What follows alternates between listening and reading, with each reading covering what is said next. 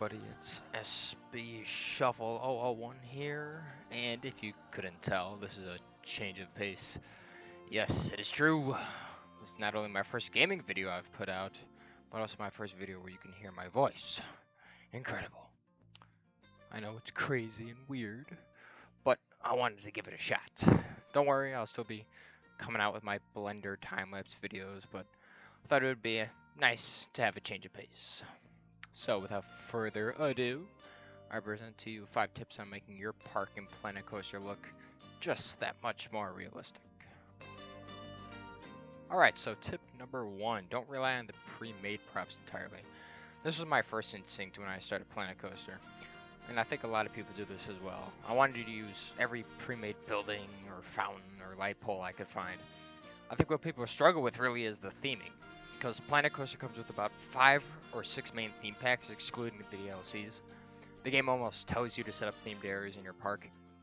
And while there's nothing wrong with that, a lot of parks I've been to, and a lot of parks in real life, only have about 2 or 3 themes max. Sometimes just 1 if it's a small park.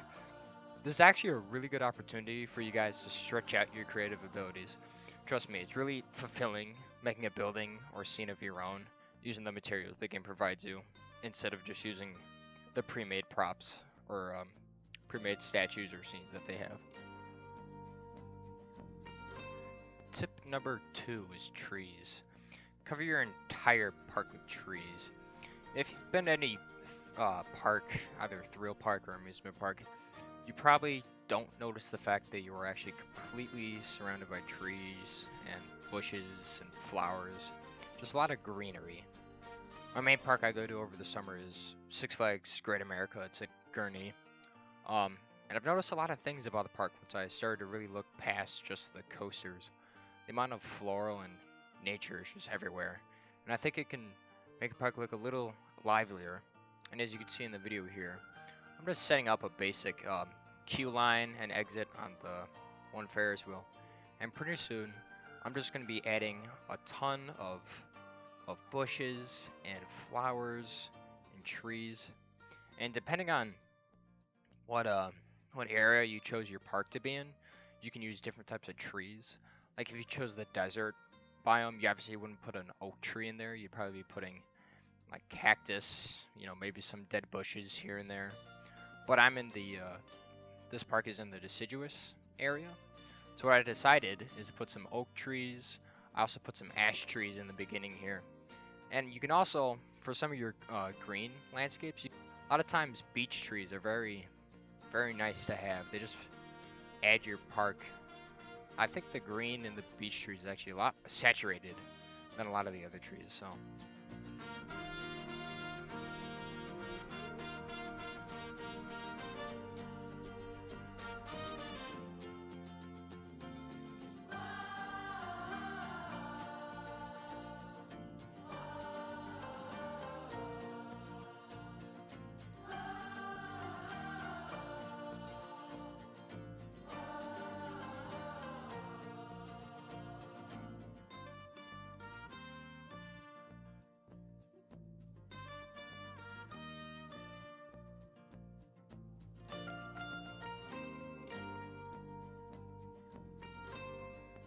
Alright, so moving on, tip number 3, you want to fence off your coasters.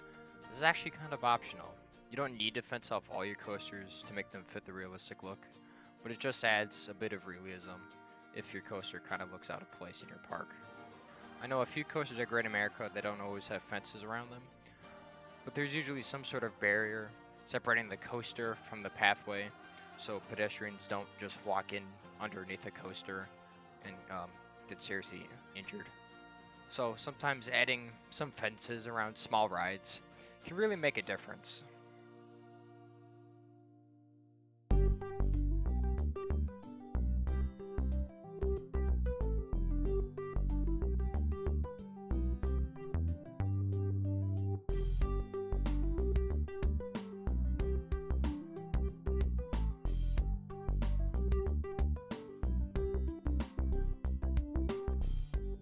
Okay, tip number 4.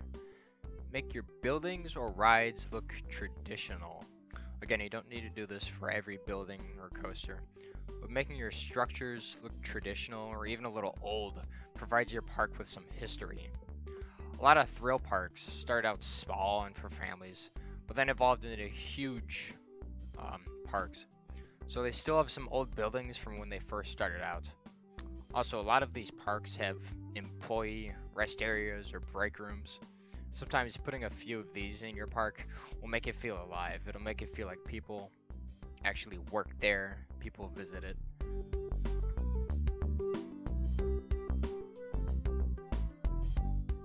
Alright, and finally, tip number 5, make your paths wide and connected.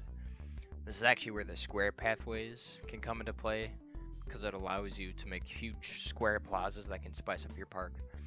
Again, referencing Great America because it's such a great park, but it is a very big food court in the middle of the park that takes up a good amount of space.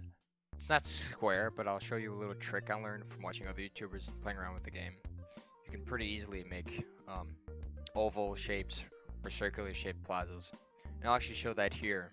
I drew 2 separate pathways, and now I'm just connecting them with the largest pathway you can have, and already you're starting to see it just looks a lot more natural. So I'm getting a little plaza going on here, and you could possibly put some buildings in the middle or some benches or trash cans lying around.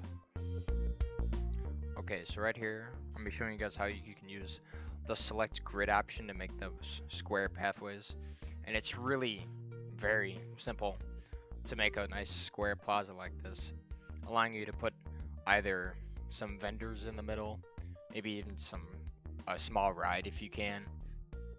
But what I put here is a nice Planet Coaster sign surrounded by flowers, and it just makes your park look a lot more nice. You know, having some nice floral in there can make your park look just that much more realistic.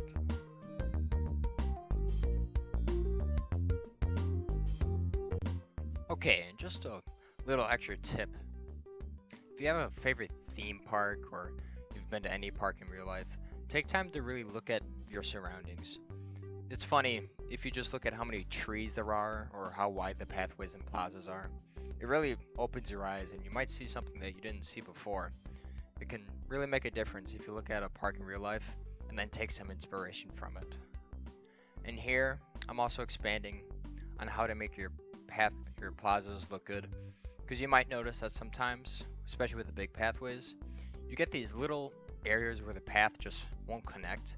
So what I like to do is put some lampposts in the middle and then surround it by a lot of rocks and bushes just to cover up the spots where your pathways couldn't reach before. And I think that's all the time I got for you peeps. I hope you enjoyed, and I hope you learned some new tricks to make your Planet Coaster parks look more realistic. And with that, take it easy.